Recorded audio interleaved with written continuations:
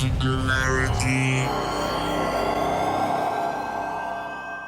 My name is Nicola, aka Socrates, and you're watching Singularity One-on-One.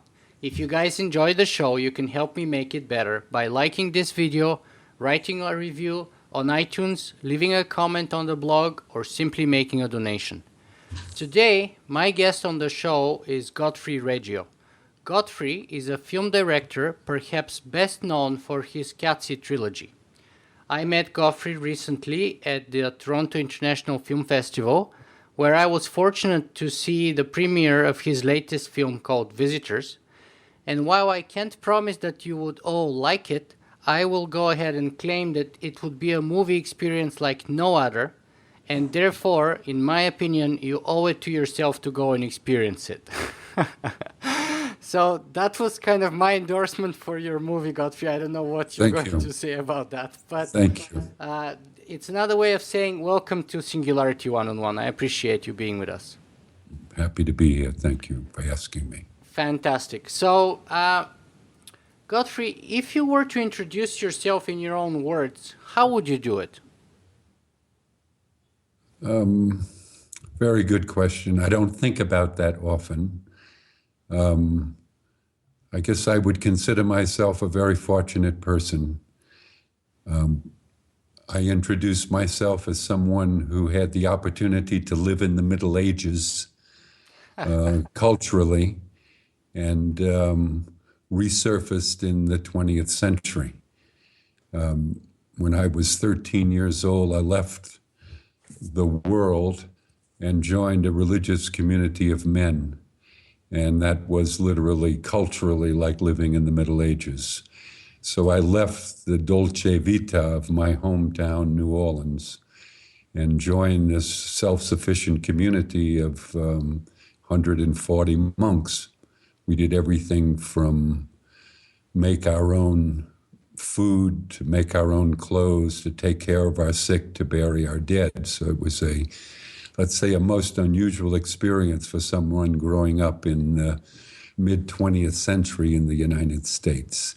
So I would have to say that if I would introduce myself, I would introduce myself as a refugee from another period. Wow. That's a very unique introduction and very unique experience. Let me ask you, how is it that you joined that religious order? Was it by your own free will, or was it because your parents or somebody else decided that you should do that? It was by my own volition. It was not the desire of my parents that I do that, considering me a very worldly person. They thought this would not be a good mix for me. But let me say this, that like all adolescents, we all determine who we want to be by the adults that we admire the most. When I was in Mata della Rosa, a Catholic school in New Orleans, in the 7th and 8th grades, I had the opportunity to be taught by Christian brothers, men that were alive with joy, that didn't seem to be concerned so much about themselves or how they looked, who were generous, who had the energy of giving, who were like alive. It was let's say, a liminal experience for me. It put me on the threshold of something more meaningful than what I was going through at that age in New Orleans, which was a very, let's say, fast life. I was on speed and rush hour, outrunning my future, as it were. So wanting to be like them, like all adolescents, wanting to be like the people you admire, that's how we determine who we are in many cases, either that or some art that one wants to pursue, that led me into the brothers, to be like them. Little did I know what I was getting into. When I got there, I could only say that the experience initially was so visceral that it would make the Marine Corps look like the Boy Scouts. It was a very intense, rigorous, and demanding routine. that you would have to go through as a 13 and 14-year-old as well. Does that mean you had some regrets at that time? No, I was shocked. I'd never gone through anything quite so rigorous, so demanding, so intentional, so purposeful, so demanding of detail. And that was, something never experienced before gives you the opportunity to respond in a way that you've never responded before. So I took the leap and the net appeared. I went for it. You become what you do every day. The main thing being in a religious community is the routine, the regularity of every day, every hour, knowing what's going down. That is what you do. You do it with the intention that's different, more intense every day, but that's that routine. So that puts you in a completely different space. Mm-hmm. And how long did you spend there, and eventually why did you not decide to spend the rest of your life in that same community? I did intend to spend the rest of my life in that community. In fact, as a brother, you take temporary and then final vows if they allow you in. So I was a lifer. I took final vows at the age of 25. And at the age of 28, after being in for 14 years, I was basically asked to leave my order. The reasons for that are, I'll try to give it to you as brief as possible, is that at that time, as it were, my Che Guevara was a guy called Giovanni Roncalli, who was the Pope at the time, John the 23rd. To me, he was a hero. He said, question everything except nothing, even the structure of the church. For a young, zealous monk like myself and others in the church, we took him because we could. I was in a pontifical order. The Pope was the head of my order. I took his word as a marching order, and that got me and many of my colleagues in trouble. In my case, all brothers take a vow besides poverty, chastity, and obedience, a specific vow to the order that they're in. The order that I was in, I took the vow to teach the poor gratuitously. However, there were very, very few poor kids in the schools that I taught, in the school that I taught in. And I started to look around the community and realize that, 40% of this place I live in, northern New Mexico, is poverty-stricken. And these kids are basically not in the schools. Where are they? They're in gangs. So I started a gang project, drove my superiors a little nuts, but finally they relented and let me work with them as well as teach and be a prefect in a boarding school. So I had a lot of stuff going on at that time, and it led me to be a voice for other brothers that wished to teach the poor gratuitously. It got me in trouble with authority, and they suggested that I either leave or go to Rome and work in the archives, or go to what was at that time St. Michael's College in Santa Fe and teach sociology. So I decided it would be best to leave, given that they felt it would be so. They offered me my dispensation, and at the age of 28, I entered the world. Do you think that was just? Yes, I think it was. I don't look at it in terms of justice or injustice. I look at it more in terms of fate or destiny. I look at it more in terms of the contrarinesses of life that come about. Life is not, the harmony of life comes from its difference. I was in a very dramatic and dynamic period in the Catholic Church where things were being lifted upside down, as it were.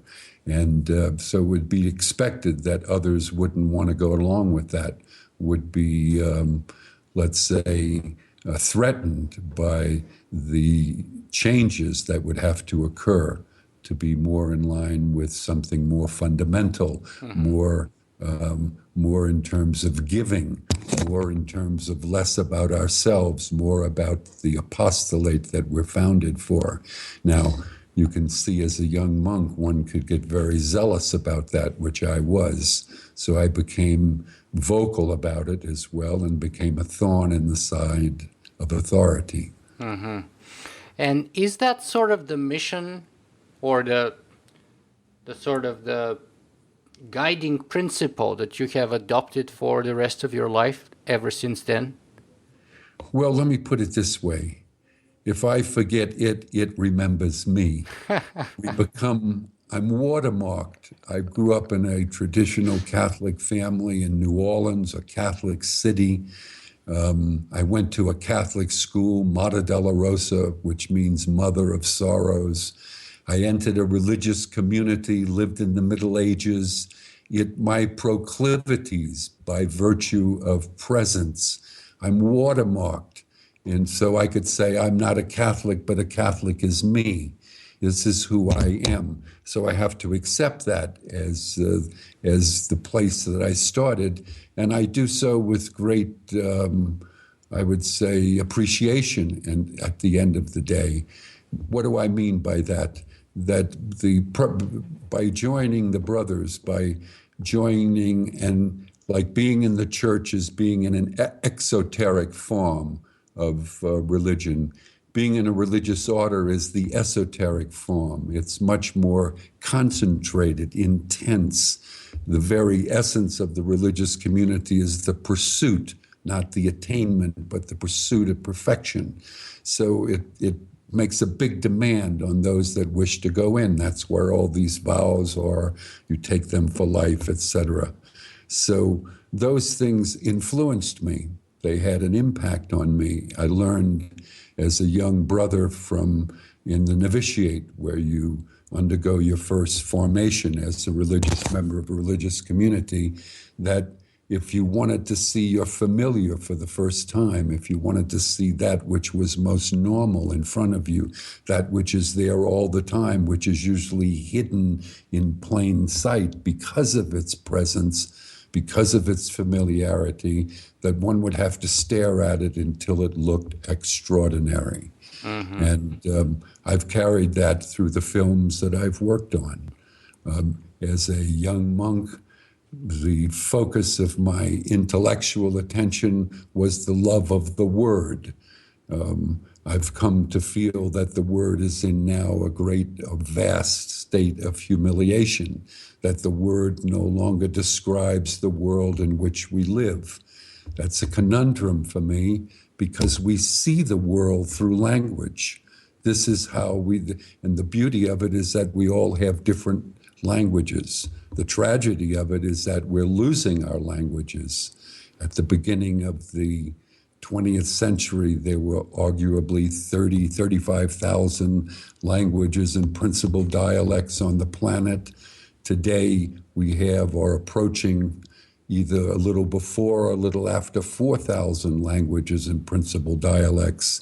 Then we had 1.7 billion people. Now we have 7 billion people. There's a inverse relationship taking place. Language is disappearing. So I wanted, not for lack of love of the language, but the work that I do is not a traditional narrative form. It's a speechless narration. It's a meta-language, a poetic language, not of word, but it's pictorial. It's non-mental. It embraces Goethe's idea about poetry, that in the measure that it's least accessible to your intellect, in that measure it's most efficacious. It's not logical. It's not linear. It has a form not to inform your intellect or where you can follow a story, but to give you a feeling, to give you a sensation, an emotion, a perception. It's an aesthetic form of a meta-language to present the world in which we live.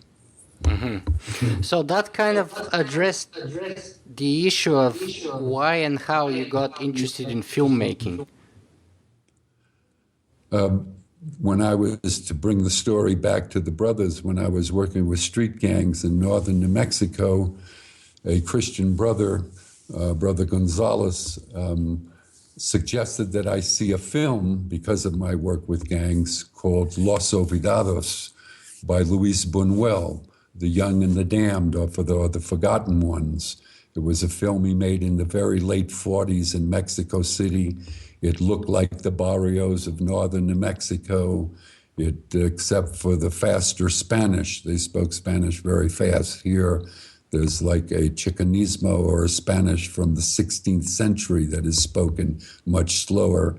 But the ambiance, the ethos, as it were, the feeling of the film was beyond entertainment, beyond what I had seen as narrative. It was a spiritual experience. It touched me, and it touched the people in the gang that saw the film. Many of them saw that many times because I bought a copy and used it as the equivalent of church for our group, because it was so powerful as a medium. And that inspired me to think about cinema as a poetic medium to inflict people with a feeling about the world in which they live. Mm-hmm. And I have to say that I've seen probably 4 or 5 of your films so far, and I can say that you've accomplished to do that for me personally at least twice. And so I'd like to move on talking about your movies, but thank you for sharing with us your background, because I think it is very important to sort of lay out the foundation, if you will, both metaphysical and ethical foundation that each of us carries with themselves, because I think it helps people understand what you're all about and what your work is all about. And I think your case is a perfect example, actually. So let's talk a little bit about your movies. The first movie that you came up with, I think it was in 1982, Koyaanisqatsi, became almost had like a cult following. And for good or for bad, I think the images and many of the sort of visual tools that you used instantly became adopted by popular culture in many ways, even in commercials, I think. Do you agree with that, and how does that make you feel, if that's true? Well, I can't disagree or agree, because I have nothing to do with it in the sense that I control that. I can say what I think happened. When you do cinema that is based, again, not in text, but in texture, which is based in a visual form or a meta-language, as I tried to explain earlier, then we live in a world where our spoken language is disappearing, and the new hegemony or the new language is the language of image. You'll notice, at least in North America, that 20 years ago you could count on 2 hands a number of schools that taught cinema. Today, everything from kindergarten to grade school, high school, community colleges, universities, libraries, associations, all have some kind of moving image department, because as it were, the word is ubiquitous. The image is ubiquitous. But what was your question? Tell me your question again. How do you feel about Oh, yes, okay, I got the question. So in doing Koyaanisqatsi, it was a pictorial composition event. It was something that one could feel rather than understand. It was to touch people rather than to enlighten them, okay? To give them, through this artificial medium of cinema, an opportunity to see another way of seeing their world. So there are all kinds of, once you're away from the control of the literary cinema, which means screenplay, which means narration, which means actors, story, and plot. Once you're out of that linear landscape, then what do you have to work with if it's pictorial? You have motor speed, you have lenses, you have the movement or the stillness of the camera, you have color or lack of color, etc. et alia. You have special effects. So it's all about the veracity of the image. When that film came out, it gave very young people in advertising companies who are dealing in the visualization of life, as it were, another way of looking at that which they see every day, but a way of seeing it in another way. It got adopted, picked up. The form got adopted by MTV as a music and image form. It was all happening at the same time. Is it the chicken or the egg? I have no idea. Am I happy about it? I'm not. Or let me put it this way. The intention of this film, as weird as this was going to sound, is to enter the vascular structure of the beast. Let me explain what I mean. The beast is that which fulfills all of our technological desires. And this beast is the price we pay for the pursuit of those desires. It's like the assumptions. This beast is about the assumptions we make for the sake of our behavior. And to make a film, like anyone who makes art or makes a cinema or makes something for others, architecture, it's to commune with other people. So this was not to be shown to my friends or be in a gallery where very few people might see it. It was to enter into this vascular structure of the beast of communications, international, global communications. And somehow it had the opportunity to do that, and its language got consumed, like everything that has value gets consumed by the beast. Yeah, and you said you're not particularly happy, because that's the interesting tension that I see there. On the one hand, you wanted to enter into the system of the beast. On the other hand, you did do so, but I'm not sure you're happy with the final effect, the final result. Well, it's not that I'm happy or not happy with it. It's like I don't dwell on that. There's nothing I can do to change what has or has not happened, obviously. But what I will say is that those images that you see appropriated are numbing. They numb the viewer. They give them in a subtext, as it were, the banality of ordinary daily living, the spectacle nature of it, how we're like, it's not predicated for us, it's predicated for the spectacle that we live under. So in that sense, that is present as well. Even it's consumed because of its assumed spectacular nature, because the object of that film was to look at the spectacular nature of the beast, those things that are the things that we most celebrate, rather than the obviousness of social injustice, environmental devastation, inequity, viral forms, etc. et al. I hope to come back to the nature of the beast, but let me see. For me personally, I was amazed when I watched your movie, because I've seen the footage, and I grew up in that, even if you will, a little bit of the MTV culture. So I've seen the sort of digested images that resulted out of your movie, and it was fascinating to see, to go to the spring, as it were, and to watch them at the source. That was the fascinating part for me. But let's share with our visitors who may not have seen the movie necessarily, what is Koyaanisqatsi, the meaning of the word? It's a compound word. It comes from Koyaanis and Qatsi. Let's start with the second part, Qatsi, because it's called the Qatsi trilogy. All three films end in the compound of Qatsi, Qatsi. Qatsi in Hopi means life.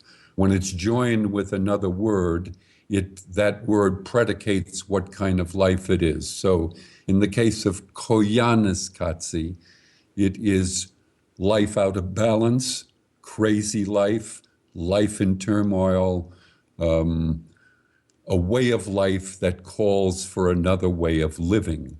To me, this has a perspicacity, a clarity, an insight beyond the so-called wisdom of our civilized languages. This is a language of orality, an illiterate language, a language spoken, not written, a language that is passed on generation to generation, that has an insight beyond the cleverness of our measured view of reality called history. So I found the word much more descriptive. If you were in, for example, a university setting and were studying ethnology, you would use the subjective categories of the professors to analyze indigenous peoples. So what I wanted to do was flip that equation. I wanted to take the subjective categories of indigenous people and have that measure against the world in which we live, which to me has a wisdom beyond our literate form. Mm-hmm. And perhaps that's one of the reasons why that movie really went deep in me and really managed to connect with me emotionally somehow at a deep level. But let me ask you this. So you said the movie is not intending to address the apparent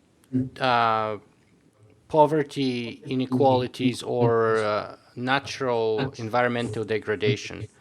So Right. what do you mean when you say that we are out of balance? In what sense? Well, look, that's a word that shows the equilibrium is gone. The balance I'm talking about comes not through homogenization, but through diversification. The mantra, if you want, of the New World is united we stand. The mantra of the world, let's call it the old world, is divided we stand. One world is breathless, the other is full of breath. One world has language, the other has data. I could go on and list the characteristics. I'm describing the new terra firma of technology, and I'm describing the old world of anima mundi, of a world that was indeed alive, possessed of soul and intelligence. Okay? So what I'm looking at in terms of the imbalance is something that's hidden in plain sight, something that is so present to us, it is so ordinary and normal that we don't see it for the intensity that it is. And that I call technology. Technology from the point of view that I'm looking at it is an environment. It's a milieu. It has replaced the old world with a new world. It is the globalization of the planet. So technology from this point of view is not something that affects us. It's not about the effect on the environment, religion, politics, economics, war, etc., et alia. It's about that everything now exists in technology, that it is as ubiquitous as the air we breathe. It is the new comprehensive, all-inclusive host of life. Without it, we die. And its symbol, its quintessential mark, as it were, on the planet is the blue planet.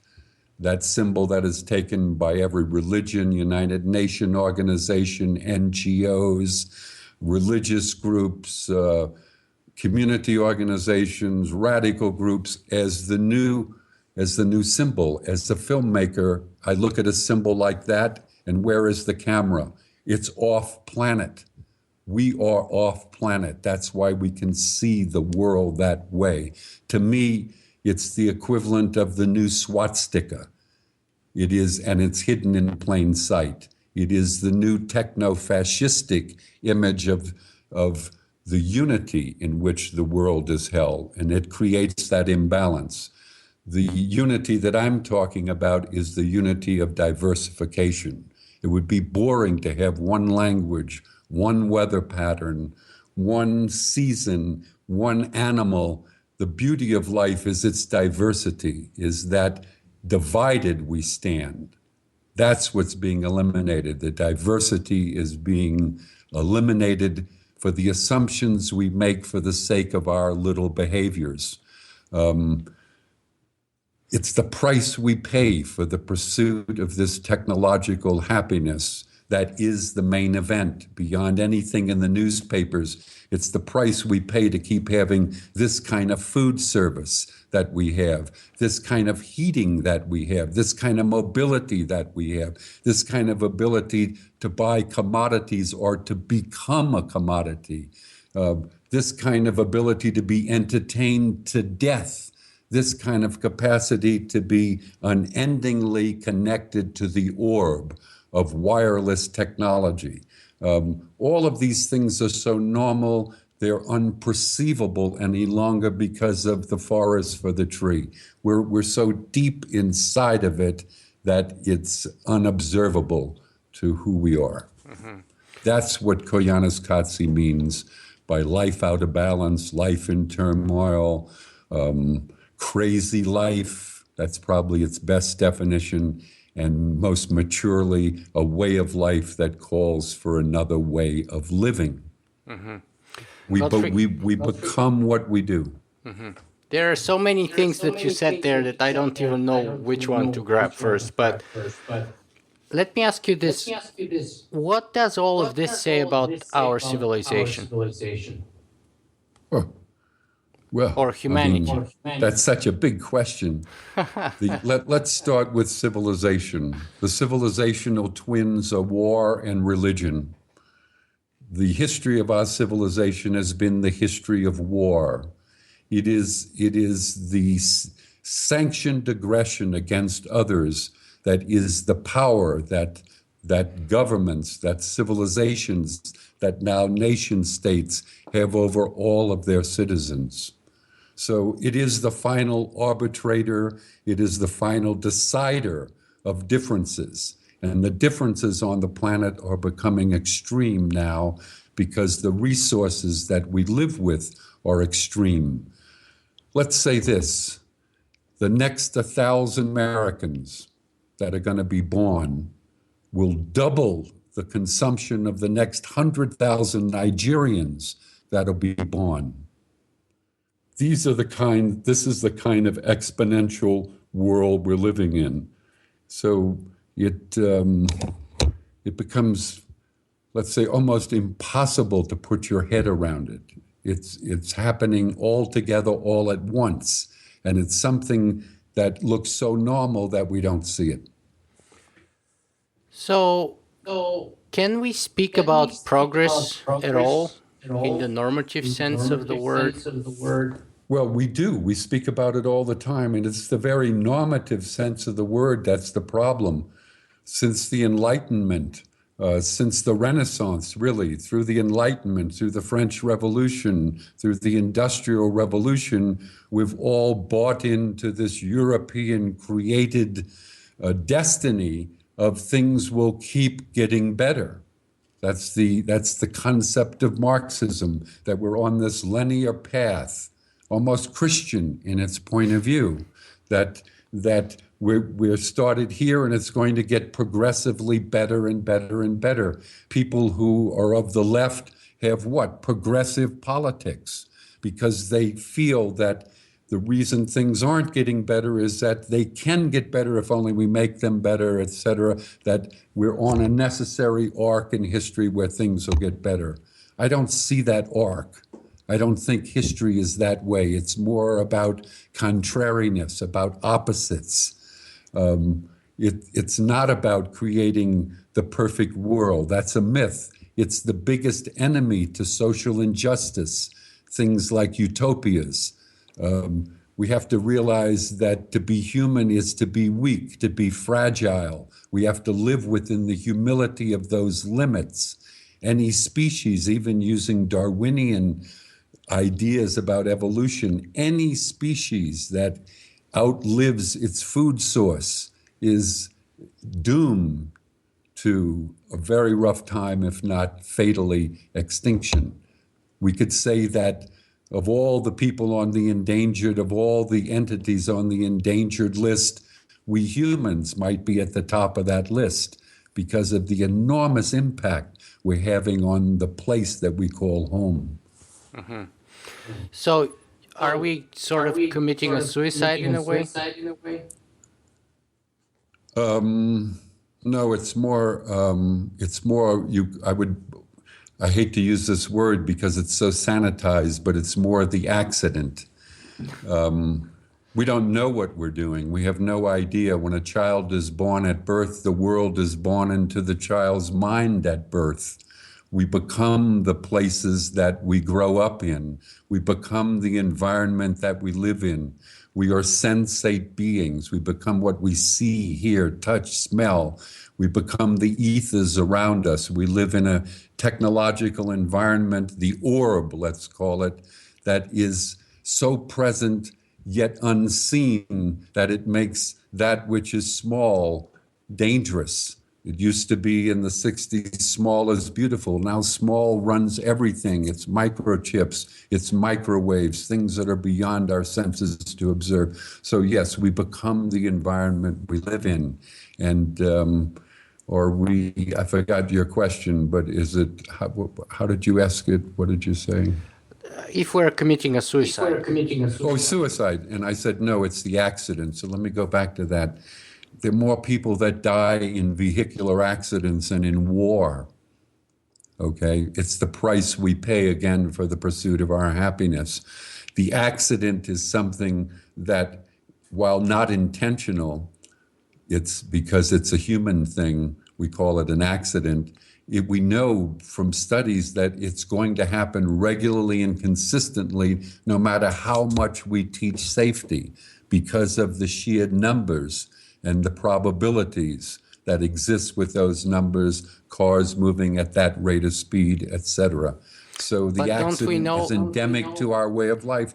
And so what I'm saying is we now experience earthquakes, etc. We might be experiencing skyquakes.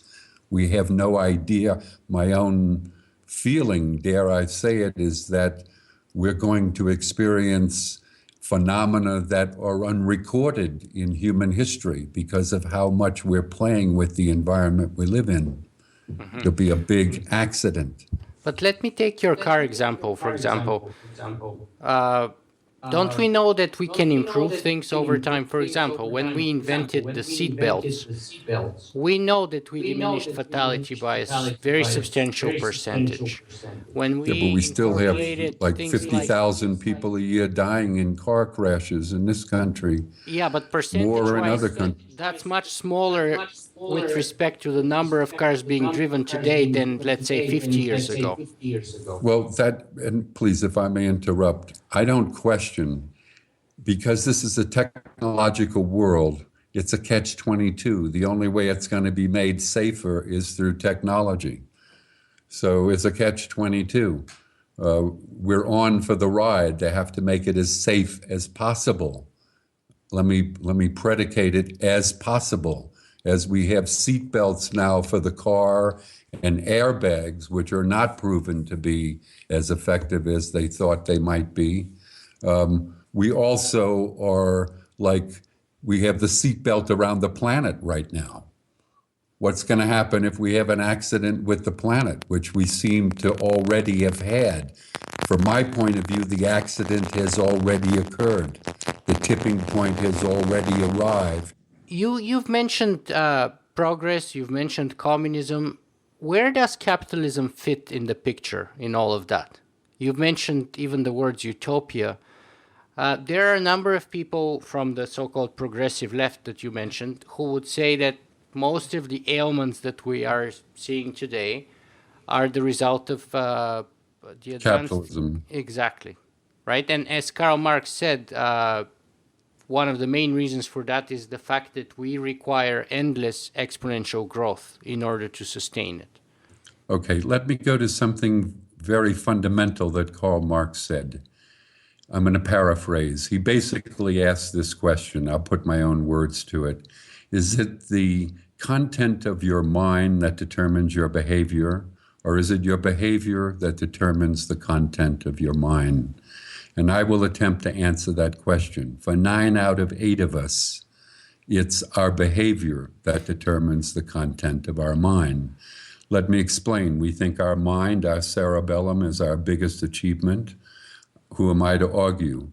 But I know that we're much more complex then separating the mind from the completeness of who we are. We become what we do. We become what we see, as I said earlier. We become the routine that we're part of. Let's take the Dalai Lama, different than Karl Marx. After giving a lecture in Albuquerque, the beginning of the 90s, someone got up right away with their first question and said, "Your Holiness, what is the most important thing I can pay attention to?" Without even giving it a thought, he said, "Routine, next question." He's saying what Marx says, that we become what we do. So whether it's capitalism or socialism, the industrialization of the planet, tied to now the miracle of technology, is literally eating up the planet for greed, for profit, for beyond greed and profit, for the infinite capacity that the tool, the technology, which now has a life of its own. We could get rid of all the boards on corporations today. They'll be replaced by other boards. You could do that forever. It's the technology that's driving those corporations. It has a life of its own. Let's take the NSA. Let's take the debacle that's happening with global surveillance. For computers, dealing with 7 billion items is nothing. It's like child's play. It's the capacity of the technology to do that that is creating the opportunity to do that. Let's take social media. All the stuff we put on there about ourselves is just as voraciously grabbed up by commodity advertisers as the government grabs all of this surveillance data, something that can go into a machine, be reanalyzed and used for the profit of those or for the protection of us in the case of NSA. It's the technology that's driving it. I have no question in my mind that connected to what we now call capitalism is on steroids. It's let's take the Second World War. At the end of 1943 to 45, 1 million people a month died. Most of those were not soldiers. Those were civilians. They died not because the war was going on, not because of just human decisions, but because of the technology we have now to kill. So all bets are off. That we have technology to kill the planet, to kill our species, to kill everything alive on the planet today. Don't we have the technology to cure it, though, also?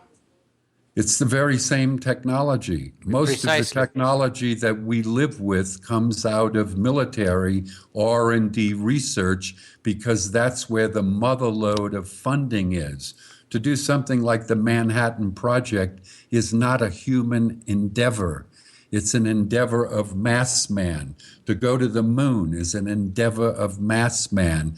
To build a dam the size of the one that has just been built in China, 4 times the size of the Hoover Dam, to build the Hoover Dam. I could keep going. These are not human activities. These are the activities of enormous capital that come from nation states that employ giant corporations to do their bidding. Mm-hmm. So they could find a cure for this, or they could work on that.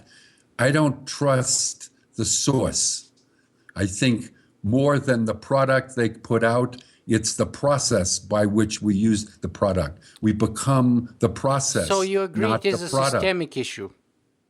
It's what? It's a systemic issue then. Yes, it is. It is rooted in the very structure, in the aesthetic of the way we live, of the sensations that are caused us, the emotions that come from those, and the perceptions of life. It's an aesthetic of mass man.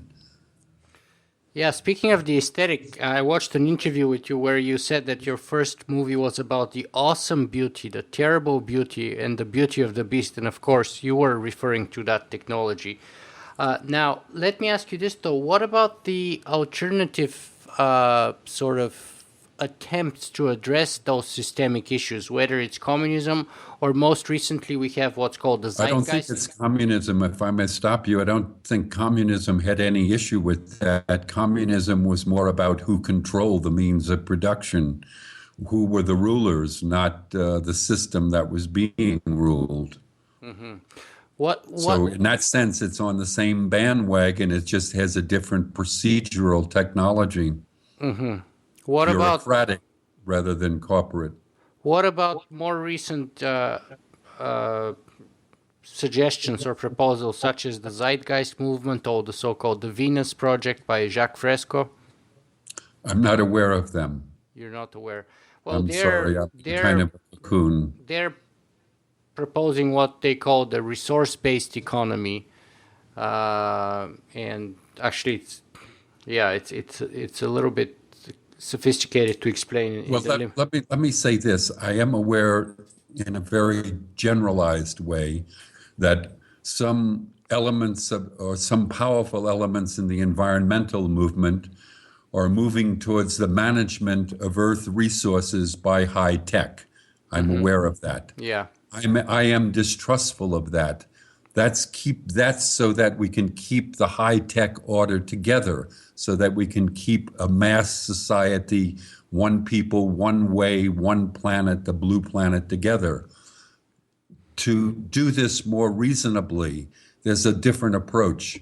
Let's call it a bioregional approach, something that is well written about, something that is not in adverse relationships to the resources that we have and spreading them all over the planet, but that has those that live in that bioregion collaborative with those resources and for that region.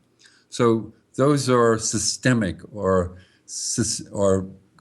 structural changes that would indicate a wholly different pattern of the way we live. What about people like Kevin Kelly, who in his book What Technology Wants says that the problems with technology generally can and should be addressed by better, smarter, more technology, not less technology? Well, how can I disagree with that? That is an imperative. That's like it's a no-brainer. Of course, technology to get better has to be dealing with better technology. That's the thing. It keeps getting better and better.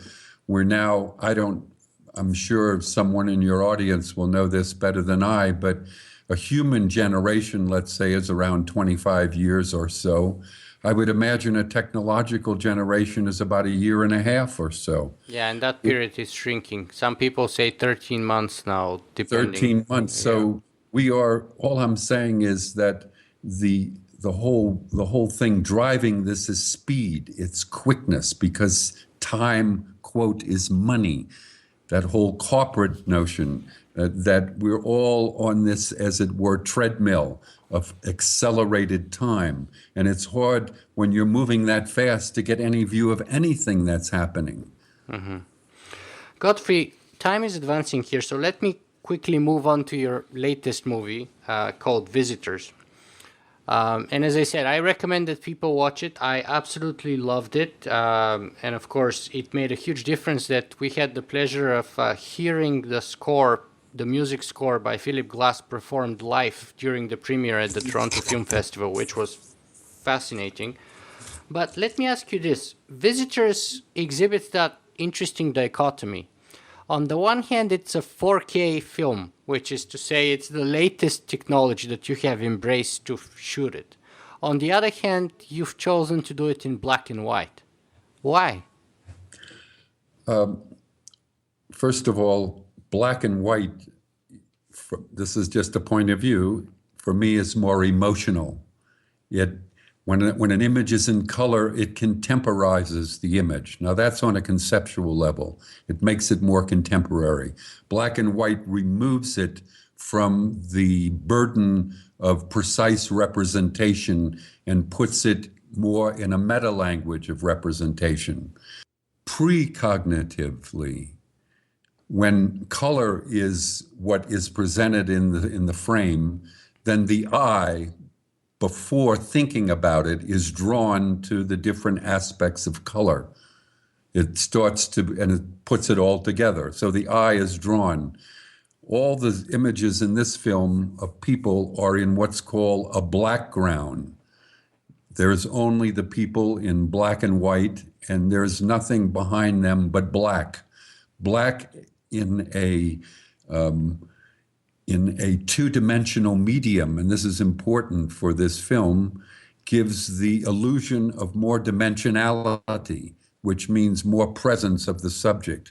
And since the subject of visitors is the audience watching the film, as much intensity to the focus, to the resolution, and to the sharpness of the image in a poetic sense is given. So it's about the perfected image to make it as, if dare I use the word beautiful, but let me define it a bit.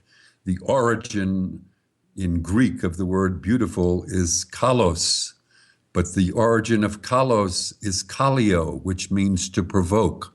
Art should provoke. It can provoke through the aesthetics of its form. Okay, so we got the black and white part, but why do it in 4K then? Why not just do it in 35 or 75 millimeter film or whatever? Well, first of all, the subject that I shot, I was looking in all cases for non-self-conscious behavior, using only extras. So I had nobody act in the film. To shoot a gorilla, I'll go back to that. To shoot a gorilla, for example, took weeks. You can't direct the gorilla to look into the camera. The gorilla is going to look where she wants to look. So you have to keep cameras rolling for a long time.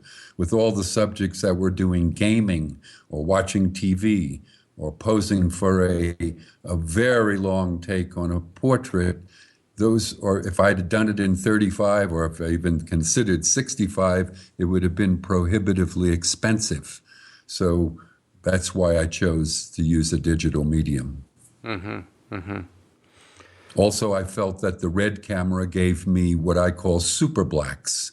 And that, as a filmmaker, I'm interested in. It gives, again, the illusion of depth in a two-dimensional medium, a flat medium. So you embrace the red camera and 4K, which are the very cutting edge of film technology, perhaps. And yet, do you not I find... embraced it in 5K. The shot, we used mainly the Epic camera, not all. We used the standard 3K, 4K. We even had a 2K high speed, but the 5K was the camera, and that's to bring palpable resolution to the subject. It gives more, if I may use the word, organic matter on the screen. It has more of an affecting possibility for the audience because it's a visual medium. And do you not find that funny dichotomy that on the one hand you spend considerable amount, most of your time criticizing technology, on the other hand you're embracing it to do so? No, let me say this. The embrace that I make of it is the embrace free indeed, of a contradiction. If I want to commune with other people, and I want to do that in the theater or the home of that other person, then I have to speak the language of that person. And the language of today is technology. So not being able to have immaculate conceptions for myself or for what I'm doing, I have to embrace that which I'm questioning. If you want to look at it strategically, frequently if you fight a forest fire, you have to build a fire in order to line it up. So I'm not, I have no apologies for that. I'm embracing freely this contradiction, and I do so knowingly. Fantastic. So let me ask you this. There were, 30 years between Koyaanisqatsi and visitors.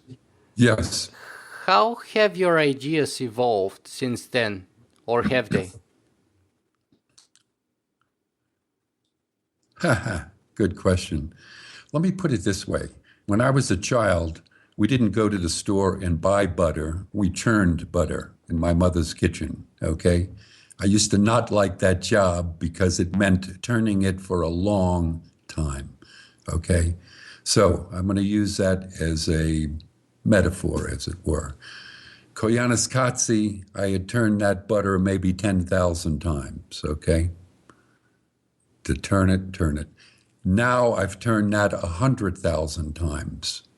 So while the subject hasn't changed, my involvement in it is deeper and deeper. I would characterize it this way. It is a commitment that I have to the subject matter that motivates me to use this medium or this form. And my commitment is not with grace and gratuity, but like to, and I'll use the word, like to a progressive insane asylum. It gets progressively more focused the older I become. And because there's a universe to understand. It's not like a simple subject.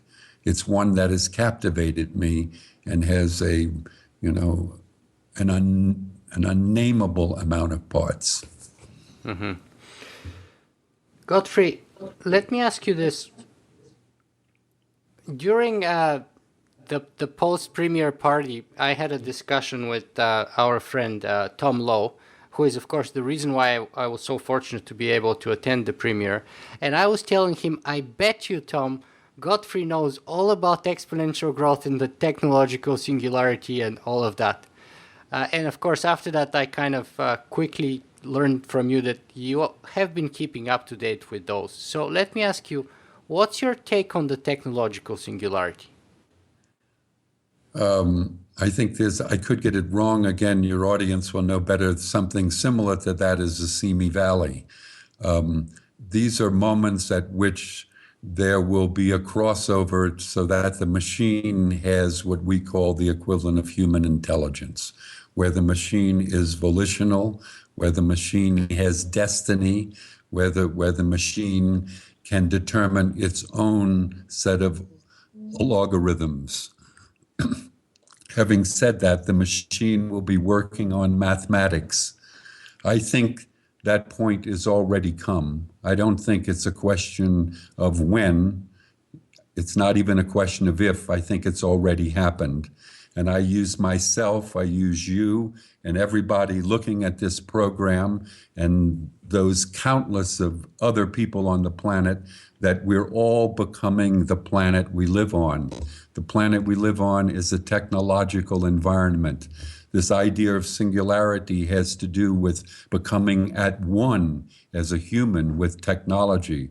You could even call it a cyborg state. Mm-hmm. To me, we are in the cyborg state, not approaching it. We are in it. We'll only get deeper in it the further we go, but we are well into it. It's not the cyborg state of science fiction. It's the cyborg state of the fiction of science. We have in our bodies trace elements that didn't exist on the planet a mere 100 years ago. What we eat, we become. Our food is full of it. Our air we breathe. The electromagnetic sphere, the microwaves, all of these things, we're playing with dynamics, the consequence of which we have no idea. It's beyond, we're doing anything that the gods could have done in the past, we are claiming to be able to do now. So technology is miracle technology. It's miracle micro. It's anything, like it says in the epistles or the gospels that about heaven. I mean, it's so religious, it's worth quoting, that the eye has not seen, nor the ear heard, nor has it entered into the mind of man the glories that God has prepared for those that love him. We could say the same thing about technology. It's not entered into, our eyes have not seen, our ears have not heard. It's beyond our imagination what we're already into, because we've already become it. We're like that frog in the pot of water when it was cold. It's been heating up. we're already inflamed with the ism of technology. Scratch a surface and it's within us all. We're like the aliens on this planet. That's why we keep seeing, talking about alien abductions and seeing spacecraft. And I want to tell you, in the Middle Ages, which I said earlier, I grew up in, people saw flying angels, people were levitating. We see what's in our imagination. We see the culture, the water that we swim in. We're seeing all of these alien signs because we are ourselves aliens to the world that our energy has come from. Godfrey, we only have a couple of minutes left here, so I'll see if I can ask you the last 3 or 4 questions here. What's your greatest fear? Wow, I haven't thought about it. I guess fear itself, not to be redundant,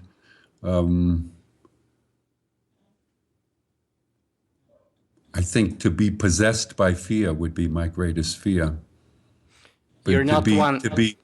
To be possessed, I have in earlier poems in earlier period of my life been obsessed with fear, to the point of having psychosomatic illnesses, watching my hands 50 times a day till they bled. Mm-hmm. And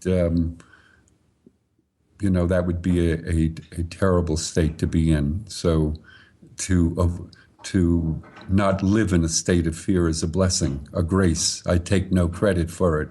I should be probably institutionalized if it was my credit, but I feel like I'm protected by a grace, like all of us do. Call it whatever you want, the vivid unknown, the voice within, the guardian angel, whatever you wish to call it. I feel blessed that way. Do you fear technology or our technological future? I guess my feeling is one of intense, sorrow and horror at the suffering that is going on the planet as you and I speak from, if I think about it, it would destroy me. Even to see in my little community 20,000 feral cats. Reading in the paper today, we're putting chickens on the food line so fast that many end up dying by going into boiling water, absolutely conscious. And it goes on, et cetera. The suffering of people that are driven from their homes, the animals that have no land, the fish that are being poisoned with toxicities. You could try to look at the bright side of things, but those are things for our own pleasure. When you understand that we're all connected in some vast way through our differences, then you can start to feel the suffering of the planet itself. It's horrendous. It's unsayable. It's unspeakable. Let's look at the other part of the coin, though. What is your biggest dream? Perhaps the reason that keeps you going? Well, I have the dream of life. I'm living it. I'm possessed by it. I'm fortunate to be able to breathe and talk to you. That's what I value the most. I guess to be able to create, to be able to have conversation. I recently heard a Rumi poem. He talked about the 3 approaches to the divine, to God. And he said the first approach is prayer, second approach is meditation, and the big approach is conversation. My biggest hope is that we've been praying all this time. We've been in conversation. We are a chip off the old block, as it were, in that in the beginning was the Word, and that Word was made flesh. To me, we are the Word. That's who we are. It is our brilliance. It is our flaw. Where can people find more about you and your work, Godfrey? I hope nowhere. I don't know where. There's stuff on the net. I don't use the net myself, so I only know it secondhand through others. Occasionally I'll see something, but I really don't know. Everything about anybody is knowable today.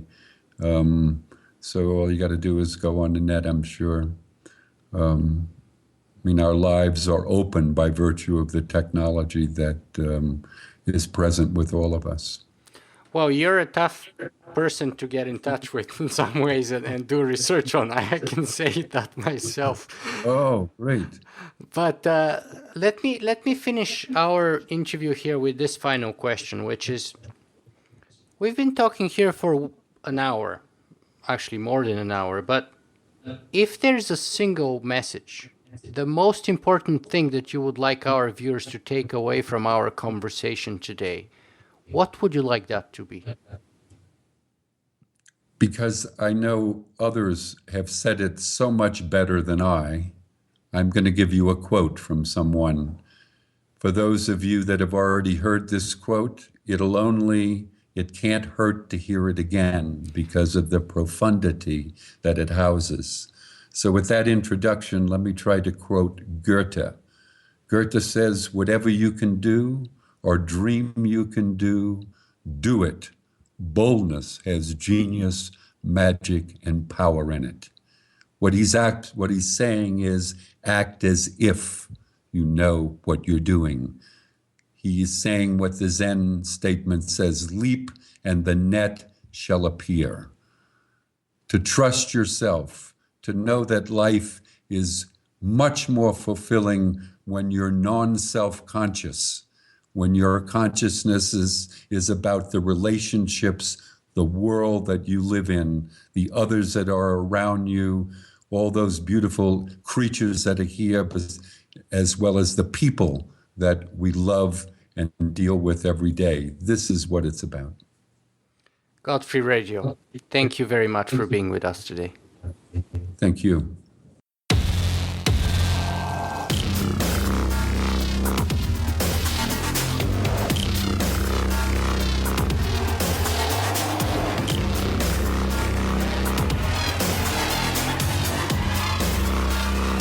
Singularity.